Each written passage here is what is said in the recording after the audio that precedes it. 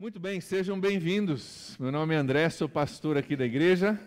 É muito bom ter cada um de vocês com a gente hoje à noite. Nós estamos no início de uma série de mensagens. Semana passada nós começamos essa série, nós estamos estudando o livro de Efésios na sua Bíblia.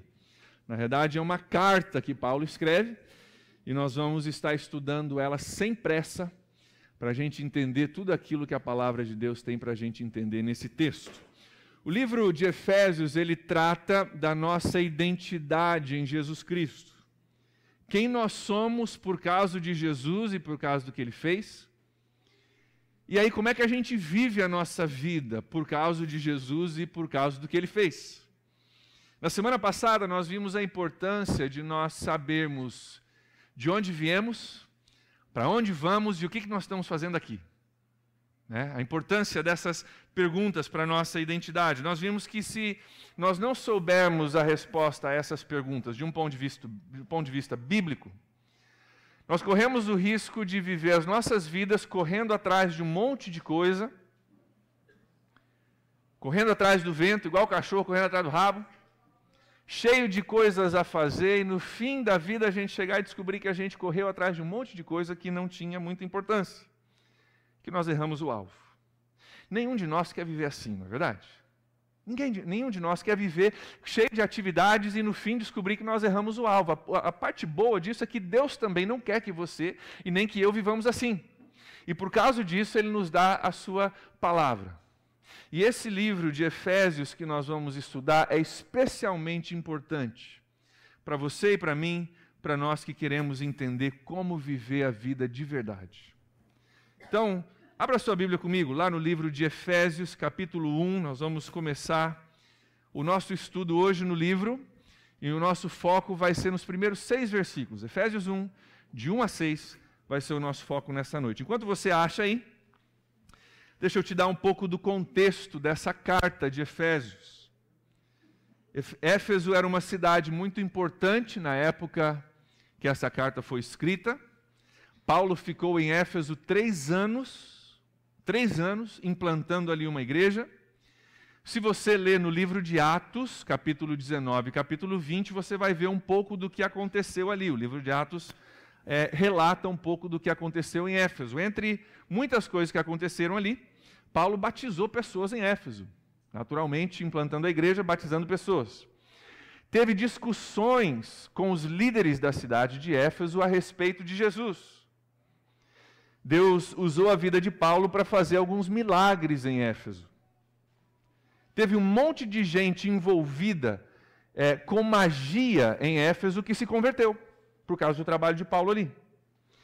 E o impacto de Paulo e do cristianismo em Éfeso foi tão grande, que um camarada chamado Demétrio, que vivia de fazer estátuas de uma deusa, os efésios tinham uma deusa chamada Ártemis. Essa deusa era a deusa dos Efésios. E esse Demétrio, ele vivia fazendo estatuetas dessa deusa para vender para o povo. Mas o impacto de Paulo foi tão grande que o pessoal parou de comprar estatuetas, já não criam mais nessa deusa, criam em Jesus. E o negócio de Demétrio começou a ir pelo ralo, e ele ficou bravo com Paulo. Era o ganha-pão dele fazer essas estatuetas, e as estatuetas não estavam saindo mais. E o pessoal estava abandonando estatuetas pelos cantos aí, porque entenderam que só existe um Deus. E Ele é revelado em seu Filho Jesus. E deu um bafafá, está lá em Atos capítulo 19 e 20, deu um bafafá, levaram Paulo, quase morreu. Mas ele conseguiu sair ileso da cidade e deixou ali uma igreja. E é a essa igreja que ele escreve. Uma coisa que é diferente no livro de Efésios das outras cartas de Paulo é que normalmente quando Paulo escreve uma carta, ele vai escrevendo e vai falando o motivo dele escrever. Ele fala, vou escrever para vocês por causa desse problema, ou dessa situação, e ele escreve, na maioria dos casos, respondendo a alguns problemas que existiam ali. Na carta de Éfeso, nós não vemos isso. Paulo não é direto, ele não chega e fala, estou escrevendo por causa disso. Ele escreve várias coisas, mas ele não escreve ali o seu motivo. Mas muitos estudiosos creem, eu acho que tem sentido, que Paulo tem uma preocupação que está registrada lá no livro de Atos. Você não precisa olhar comigo, vai aparecer no telão. No livro de Atos, capítulo 20, versículo 29 a 30, Paulo está reunido com os líderes da igreja em Éfeso, antes dele escrever essa carta aos Efésios. E ele diz o seguinte, versículo 29. Sei que depois da minha partida, lobos ferozes penetrarão no meio de vocês e não pouparão o rebanho. Dentre vocês mesmos se levantarão homens que torcerão a verdade, a fim de atrair os discípulos. Paulo parece estar preocupado na carta de Efésios com esses falsos mestres que se levantariam, homens que se diriam homens de Deus e que pregariam uma mensagem que diriam que é de Deus, mas Paulo diz que eles torcem a verdade. Pregam algo, mas é uma verdade distorcida. E nós vamos ver no livro de Efésios que a principal preocupação de Paulo é enfatizar a verdade. Ele escreve a carta e ele enfatiza várias vezes o evangelho puro de Jesus, a verdade pura, o caminho da salvação, aquele básico que a gente precisa entender, ele enfatiza isso. Eu acho com a preocupação de que ninguém fosse levado por uma outra mensagem que parece boa, parece bíblica, parece fazer sentido, mas não seja a mensagem, o evangelho verdadeiro de Deus. Vamos falar a verdade? A situação na igreja brasileira hoje não está muito diferente, né? Tem evangelho distorcido para tudo quanto é canto no nosso Brasil hoje. É que o evangelho no Brasil, nos últimos anos, se você não sabe disso, ele espalhou muito, cresceu muito, atingiu muita gente. Ele se espalhou, mas ele perdeu profundidade. Você viu aquela massa de pão que você coloca ali? Você vai espalhando, espalhando, espalhando. Quanto mais você espalha, mais fininho ele fica. E hoje o evangelho está mais espalhado, mas também menos profundo no nosso meio. Nós temos distorções do evangelho aí por todo lugar. Evangelho distorcido, por exemplo, o evangelho distorcido da prosperidade, onde tudo vai bem comigo. E se você é filho de Deus, você vai ser rico, e a gente iguala a bênção de Deus com riqueza, e as pessoas correm atrás do vento, se preocupam com coisas que são passageiras, e às vezes a gente erra o alvo de Deus. O evangelho distorcido do legalismo, com as suas infinitas listas do que não pode. E a igreja se torna mais conhecida pelo que não pode, pelo que aquilo que pode, aquilo que Deus está fazendo. O evangelho misturado com paganismo, com seus corredores de fogo, campanha do sal grosso e mais um monte de distorções. A gente ri, talvez, porque a gente tem discernimento de entender que não é de Deus. Mas tem muita gente pensando que é de Deus. E é uma mistura de evangelho com paganismo louca. Tem também o evangelho distorcido do liberalismo, onde tudo pode, mesmo que a Bíblia diga que não pode. Nós queremos nessa série enfatizar o evangelho conforme apresentado na Bíblia. No decorrer dessa série é possível que você venha se deparar com algumas coisas que sejam diferentes do que você foi ensinado. Talvez no meio da nossa conversa você vai ver alguma coisa, ouvir alguma coisa que é diferente. Você vai ter que olhar na Bíblia para saber se eu estou dizendo a verdade.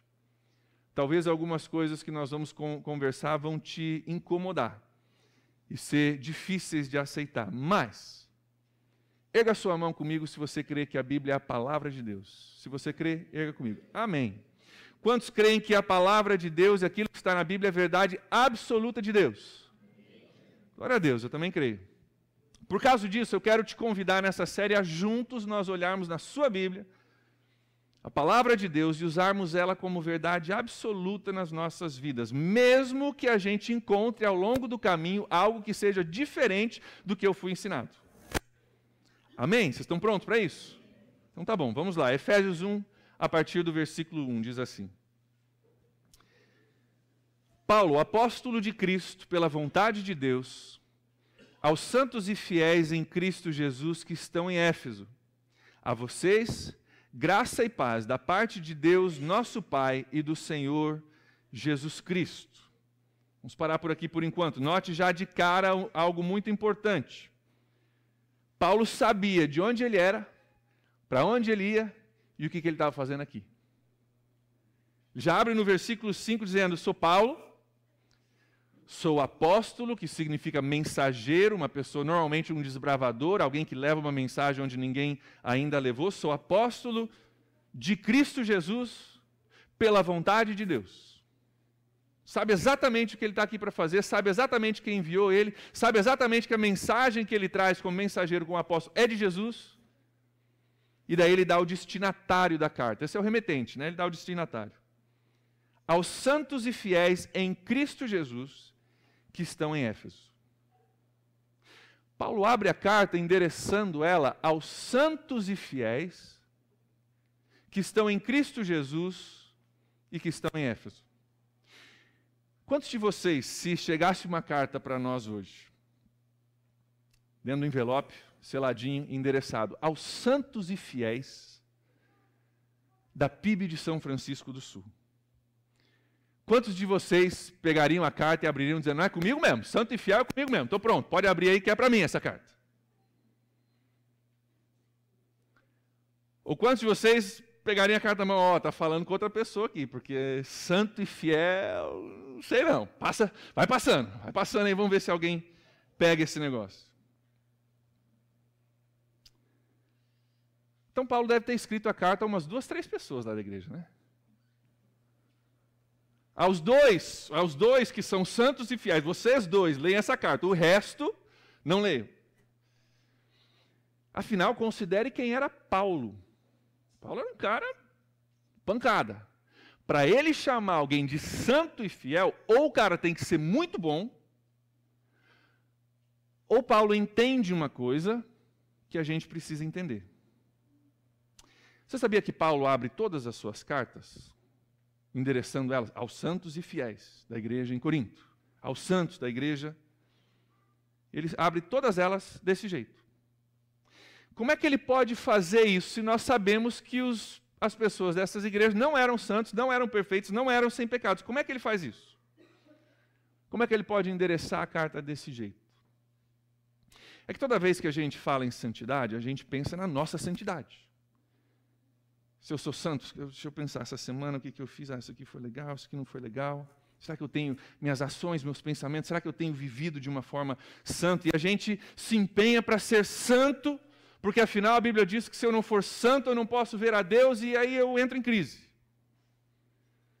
Como é que está indo para você essa história de ser santo, hein? Você está legal na tua santidade? Você está conseguindo viver uma vida santa diante de Deus? Eu não sei você, mas para mim tem dia que até vai mais ou menos. Até vai. Mas tem dia, meu amigo, que eu passo longe do alvo. Longe do alvo. Tem dias que eu tento ser santo e não consigo. Tem dias que eu tento ser fiel, como Paulo endereçou ali, e não consigo ser fiel. Então, como é que Paulo diz que esses homens são santos e fiéis? É que Paulo entendia uma coisa que nós precisamos entender. Sabe o que Paulo entendia? E está escrito em toda a Bíblia. Que a nossa santidade, ela não vem de nós mesmos.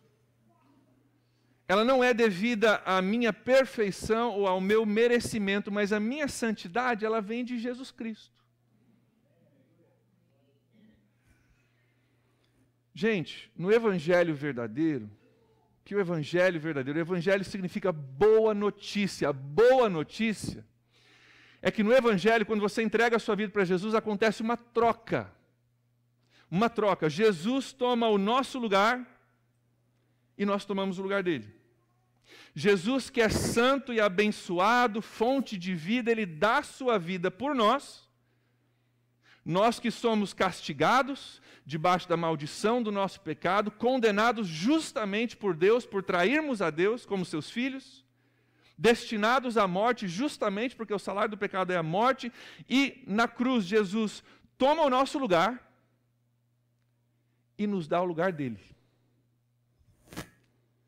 Preste bem atenção nisso. Tem 2 coisas que acontecem na cruz. Não é só uma, 2 coisas. Jesus toma o nosso lugar e ele se torna condenado, castigado, debaixo de maldição, destinado à morte. Ele toma sobre si os nossos pecados, glória a Deus por isso. Mas tem uma segunda coisa que acontece. Ele nos dá o lugar dele.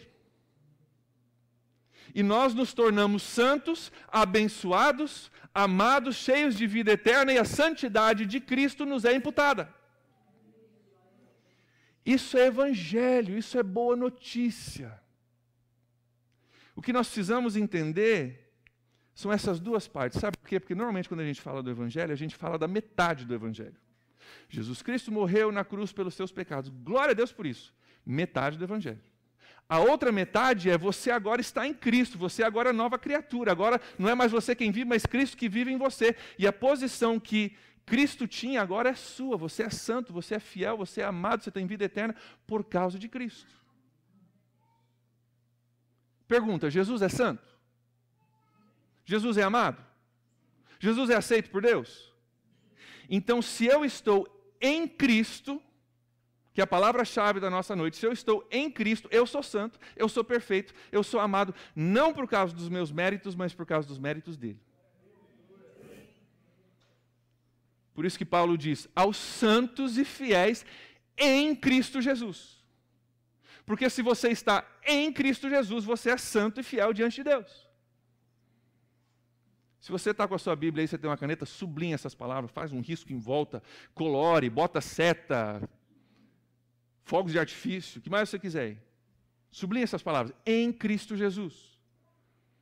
Eles não eram santos porque eram perfeitos, não eram santos porque eram sem pecado, nunca desanimavam, nunca pisavam na bola, mas porque eles estavam em Cristo Jesus. Você não acredita nisso? Pastor, eu sei não, esse negócio aí está meio complicado, diferente do que eu ouvi. Paulo diz em 2 Coríntios 5,17, se você não acredita, ele diz assim, se alguém está em Cristo, é nova criatura, nova criação. As coisas antigas já passaram, eis que surgiram coisas novas.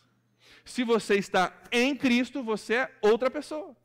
As coisas velhas passaram, novas coisas chegaram. Gente, essa ideia de estar em Cristo é tão importante, que no Novo Testamento, essa ideia de estar em Cristo, ou estar nele, essas palavras que falam a respeito disso, aparecem 216 vezes. Estar em Cristo, permanecer nele, dele, ser dele, 216 vezes no Novo Testamento. Sabe quantas vezes a palavra crente ou cristão aparece no Novo Testamento? Umas 3. Estar em Cristo é a peça central do Evangelho. Se você está em Cristo, a justiça de Cristo, o amor de Cristo, a santidade de Cristo, a fidelidade de Cristo é aplicada a você. Por isso Paulo tem toda a razão quando ele escreve aos santos e fiéis da igreja de Éfeso. Eles eram santos e fiéis porque estavam em Cristo, aquele que é santo e fiel. Pausazinha para a gente respirar. Alguns de vocês, seu cérebro agora entrou em parafuso. Porque você foi ensinado que a sua santidade, a sua fidelidade, a sua amabilidade, direito de ser amado, tem a ver com a sua performance diante de Deus. Você precisa ralar para ser aceito. Para ser amado, você precisa ralar. E se você pisar na bola, Deus não te ama mais. Gente, isso não é salvação. Isso é merecimento. Se eu fizer bem, Deus me ama. Se eu não fizer bem, Deus não me ama. Isso é merecimento. Salvação significa eu estou perdido, eu preciso ser salvo. E não tem nada que eu possa fazer para me salvar. Isso é salvação, isso é evangelho. O resto é você mesmo, na realidade a raiz disso é você mesmo tentando se salvar pelas suas obras, pelo seu merecimento, pelo seu bom comportamento, e você se cansa, porque isso é religião, não é relacionamento, e você desiste desse negócio de Deus porque eu estou cansado, eu não consigo, quando na realidade Jesus quer algo totalmente diferente para você. Se você foi criado debaixo dessa perspectiva, essa mensagem vai mexer contigo, esse livro vai mexer contigo. Isso é bom, porque um dia mexeu comigo também. Mas se você respirar fundo, deixar a Bíblia reformar o seu pensamento, você vai ter dois benefícios muito grandes. O primeiro benefício, você vai passar a entender um monte de versículos na Bíblia que sem essa perspectiva não fazem sentido. Nós vamos encontrar um monte deles em Efésios, mas tem um monte de versículos na Bíblia que se você não entende isso, por exemplo, Paulo diz, o amor de Deus nos constrange. Se eu só recebo aquilo que eu mereço, se eu ralei para chegar onde eu cheguei, por que o amor de Deus me constrange? Ele só me constrange se eu entendo, cara, eu não tenho nada. E ele me pegou lá condenado, trocou de lugar, tomou a minha condenação e me deu a sua santidade. Cara, isso me constrange. Você vai entender, eu sou a videira, vocês são os ramos. Tudo que você tem vem de mim, só passa por você. Se você permanecer em mim, você vai gerar muito fruto. Se você não permanecer, você vai secar e vai ser lançado fora, porque tudo está em mim. Segundo benefício, você vai viver um cristianismo leve. Você vai viver o cristianismo conforme Jesus intencionou. O fardo dele é leve, o jugo dele é suave. Você vai viver um cristianismo onde você obedece, você serve, você ama e você perdoa e você faz as suas disciplinas diárias não por medo de que Deus não te ame se você não fizer, não por obrigação, porque o pastor falou que eu preciso fazer, mas por amor. Amor a Deus. Quantos de vocês que são pais aqui, como eu sou, você vai entender. Quantos de vocês querem que os seus filhos te obedeçam por medo ou por obrigação? Sei o que alguns de vocês estão pensando, pastor, só ele me obedecer, não pode ser por medo, obrigação, desde que obedeça, está valendo, pastor, está valendo. Mas a gente quer que o filho obedeça por amor, não por medo ou por obrigação. Alguns de vocês foram ensinados que o quanto mais você foca nos seus pecados e se sente um pecador, mais Deus te ama. Que quanto mais você se condenar, mais Deus vai te aceitar. Mas o que a Bíblia diz, hein? A Bíblia diz que Jesus foi condenado no nosso lugar. E por causa da condenação de Cristo, nós somos aceitos. Já foi condenado, alguém já foi condenado, não precisa você se condenar. Alguém já foi condenado. Escute, Jesus não é glorificado quando o foco da sua vida é o seu pecado. Jesus é glorificado quando o foco da sua vida é Jesus. O foco dessa série é nós entendermos e vivermos a nossa identidade em Cristo Jesus, aquilo que nós somos por causa dele. Qual é a sua identidade hoje, hein? Qual é a sua identidade? Se você está em Cristo, a Bíblia diz, e nós levantamos a mão dizendo que cremos que é a palavra, a autoridade de Deus, palavra absoluta de Deus, a Bíblia diz que se você está em Cristo, você é santo e fiel. Então, para mim, a pergunta mais importante da noite é, você está em Cristo? Se você está, você é santo e fiel, porque Ele é santo e fiel. Não acredita? Ah, pastor, agora não, pastor. Agora você está me pondo em crise, não sei não, esse negócio está parecendo muito tranquilo, muito mole, muito sossegado. Então vamos ler o resto dos versículos, versículo 3 a 6. Bendito seja o Deus e Pai de nosso Senhor Jesus Cristo, que nos abençoou com todas as bênçãos espirituais nas regiões celestiais em Cristo. Porque Deus nos escolheu nele. Nele quem? Em Cristo. Antes da criação do mundo, para sermos santos e irrepreensíveis na sua presença, na presença de Cristo. Versículo 5.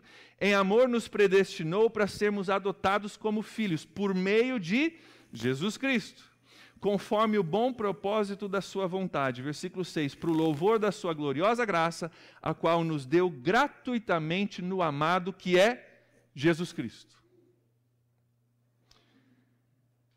Então, se você está em Cristo, você não é só santo e fiel, versículo 1. Versículo 3 diz que você é abençoado. Você é um cara abençoado. Vamos falar mais sobre isso semana que vem. Versículo 4 diz que você é escolhido. escolhido. Versículo 5 diz que você é adotado, ele foi lá e te adotou. Versículo 6 diz que você é recipiente da graça gratuita de Deus. Pastor, como é que pode ser isso, pastor? É bom demais para ser verdade. Como é que pode isso ser verdade? Uma resposta para você: em Cristo. Em Cristo isso é verdade. Tem gente que tem medo de pregar e até mesmo de crer nisso que a gente está lendo na Bíblia. Sabe por quê? O medo é que, se as pessoas entenderem isso, elas vão relaxar. Pastor, não prega isso não, que o camarada estava lendo a Bíblia dele, agora que ele descobriu que ele está em Cristo, que ele é santo, agora não vai mais ler. Pastor, não prega isso não, que o povo relaxa. Se você tem que manter eles ali na linha, senão o povo relaxa. Sabe qual é a minha resposta?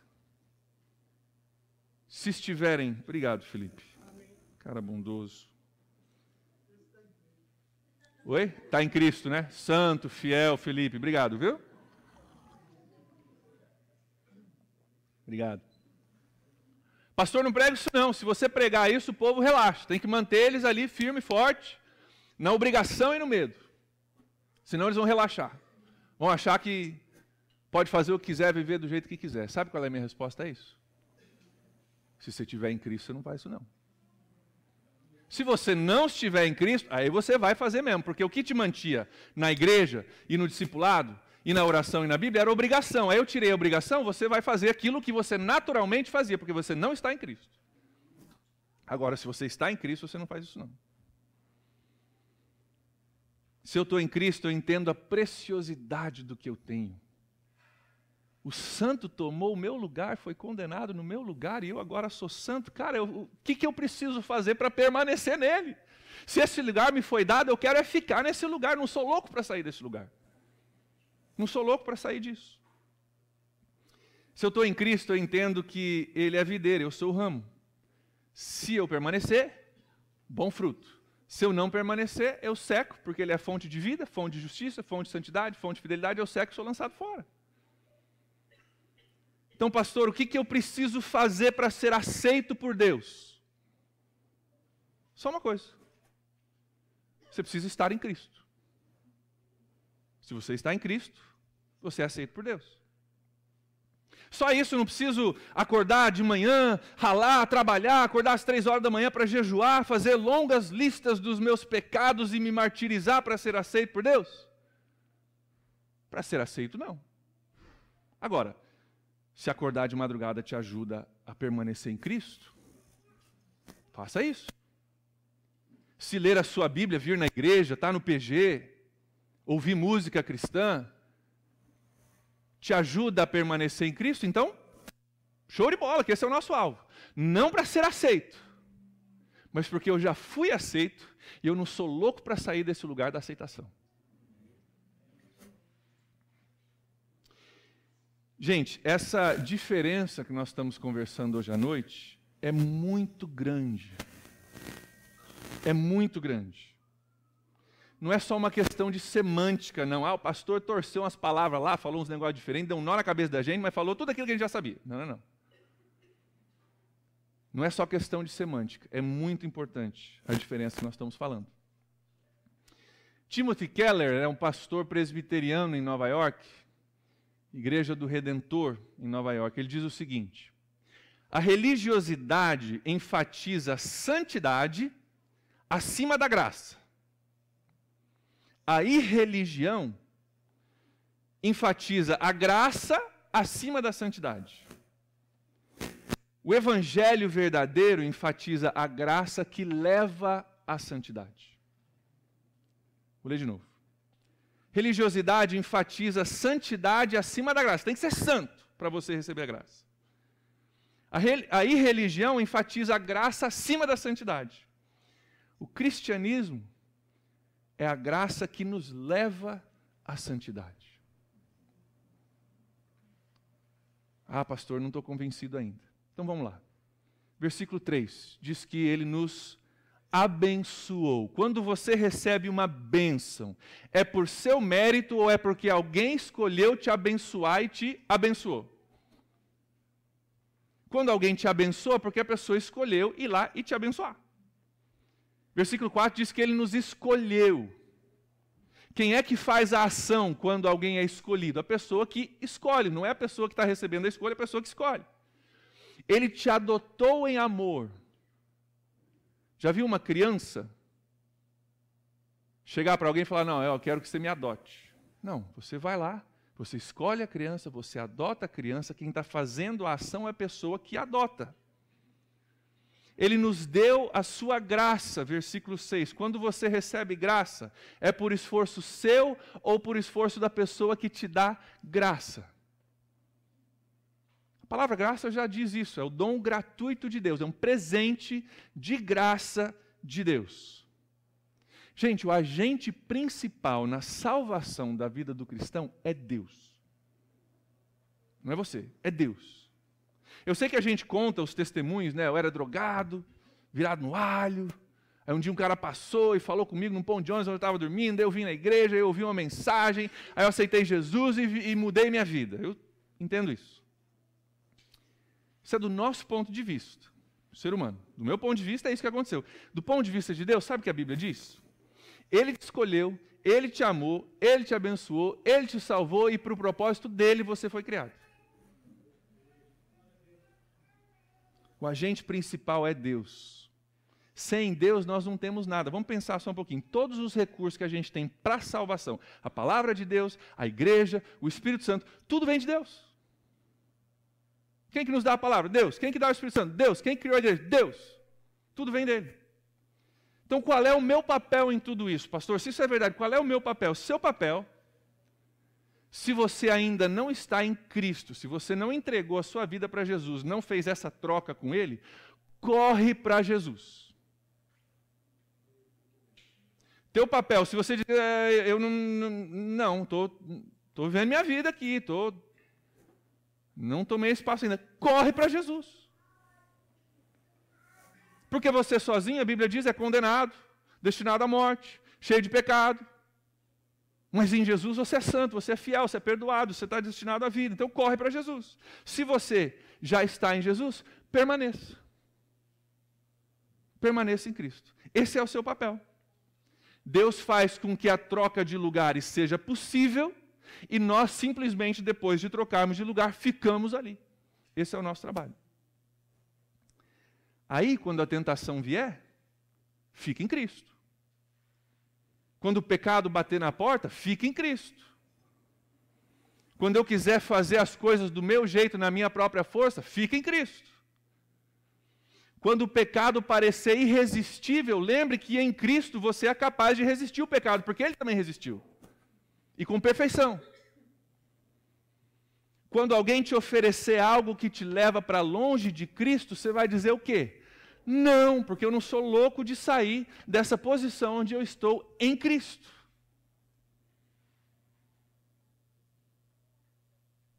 Para a gente fechar, eu quero voltar ao começo da carta, lá no comecinho de Efésios, versículos 1 e 2.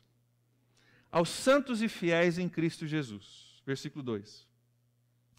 A vocês, que são santos e fiéis, graça e paz da parte de Deus, nosso Pai e do Senhor Jesus Cristo. Se você está em Jesus, graça e paz para você. Você está em Jesus? Fica na paz. Você está em Jesus? Você está debaixo da graça. Glória a Deus por isso.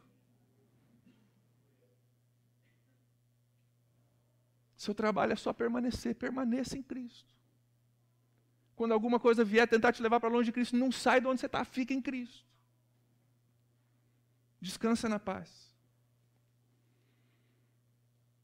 A pergunta mais importante para nós essa noite é: você está em Cristo?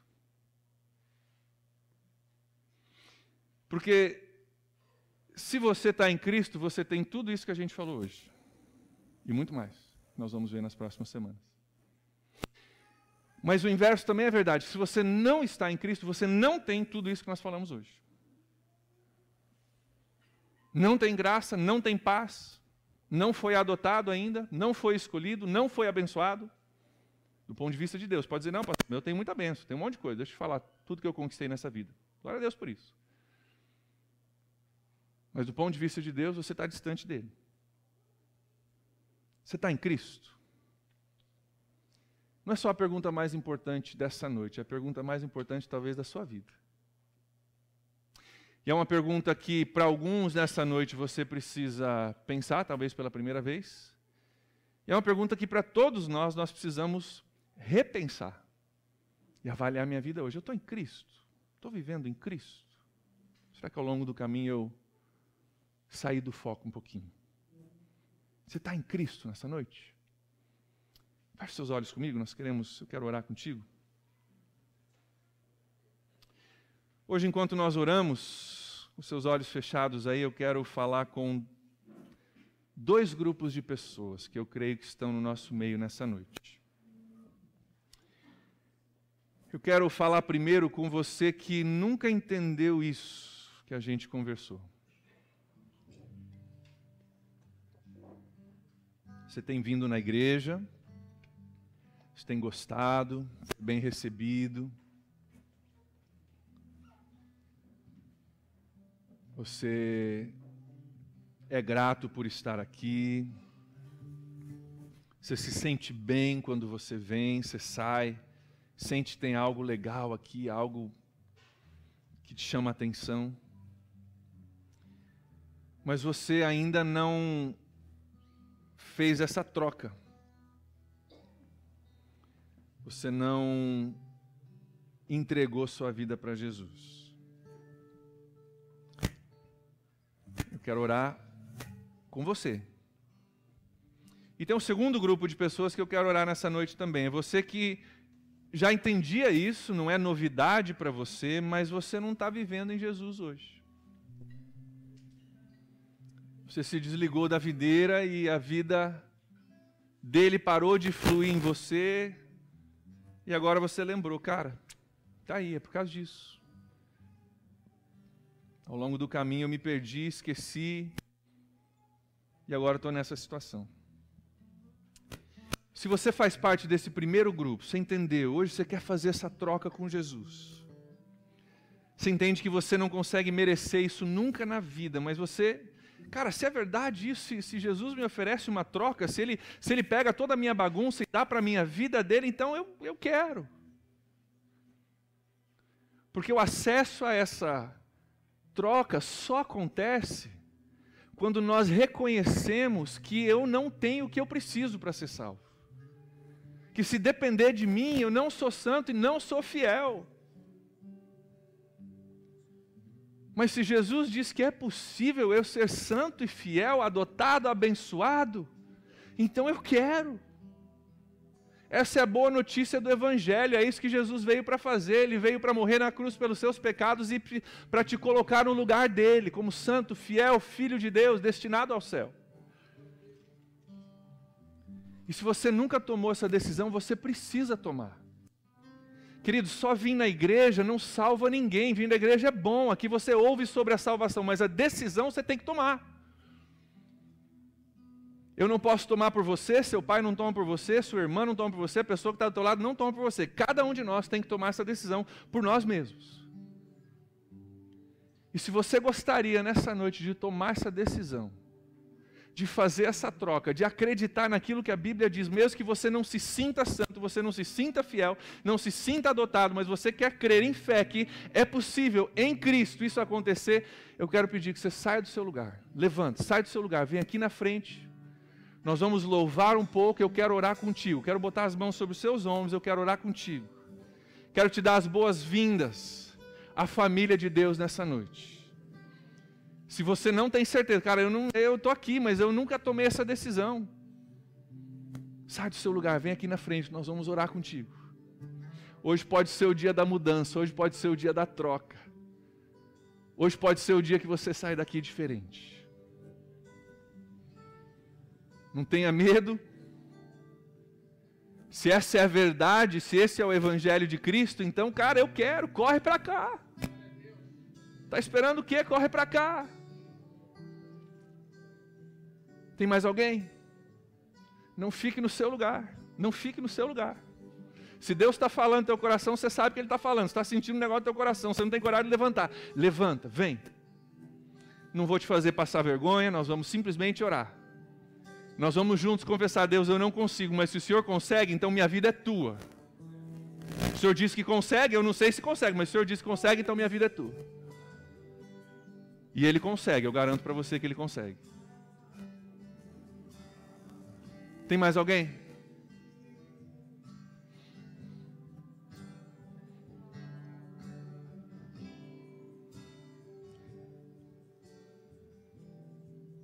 Tem mais alguém que gostaria de ter essa certeza nessa noite? Senão nós vamos começar a louvar, eu vou orar com essas pessoas aqui. Mas o convite fica aberto. Nós vamos começar a louvar. A igreja, você que já está em Cristo, intercedendo, grupo de louvor louvando, eu vou estar aqui orando. Se você ainda não tomou essa decisão e quer tomar, vem aqui na frente enquanto nós louvamos a Deus juntos.